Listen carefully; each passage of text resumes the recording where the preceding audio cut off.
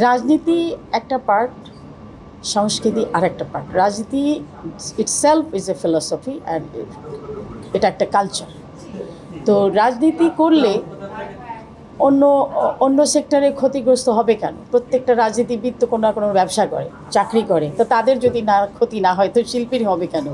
আর তাদেরকে কালো তালিকাভুক্ত করাটা একটা মূর্খতা আমি মনে করি। যে সংস্কৃতি যদি আপনি ধারণ না করেন বুকে, আপনার সংস্কৃতি যদি ধারণ না করেন তাহলে আপনার আইডেন্টিটিই হবে না কখনো। একটা সংস্কৃতি একটা দেশের আইডেন্টিটি, তো সেটা বুঝতে হবে। এটা তো মানে এডুকেটিভ থিংস। যুক্তরাষ্ট্রের এক নম্বর জিম চেইন গোল্ডস জিম এখন আবারও বাংলাদেশে বসুন্ধরা আবাসিক এলাকা ও বসুন্ধরা সিটি শপিং মলে। কনসার্ট তো শুরু করেছি, কিন্তু কনসার্ট এখনও সেভাবে কনসার্টগুলো অর্গানাইজ হচ্ছে না। ওই একটু আগে বলেছিলাম যে বেসরকারি বিনিয়োগগুলো কমে যাচ্ছে, তো কমে গেলে কনসার্ট হবে কী করে? কনসার্টের তো একটা অনেক বড় খরচও আছে, দায়িত্বও আছে, তো চাইলেই এটা হয় না।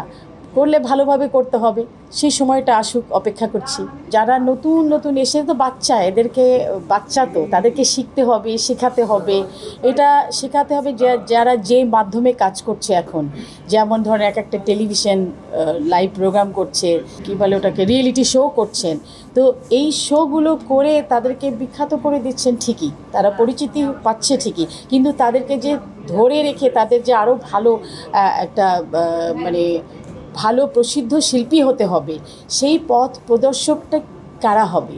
যারা এই অনুষ্ঠানগুলো করছে তাদের মধ্যে থেকে একটা সিস্টেম তৈরি হতে হবে যে এইভাবে আমাদেরকে লালন করতে হবে, এদের ফিউচারকে ফিক্স করতে হবে, যাতে করে তারা ভালো কাজ করতে পারে এবং পেশা হিসেবে নিতে পারে। তাদের পেশা হিসেবে নিলে তারা যেন লাইফ সার্ভাইভ করতে পারে, একটা নিশ্চয়তা থাকে।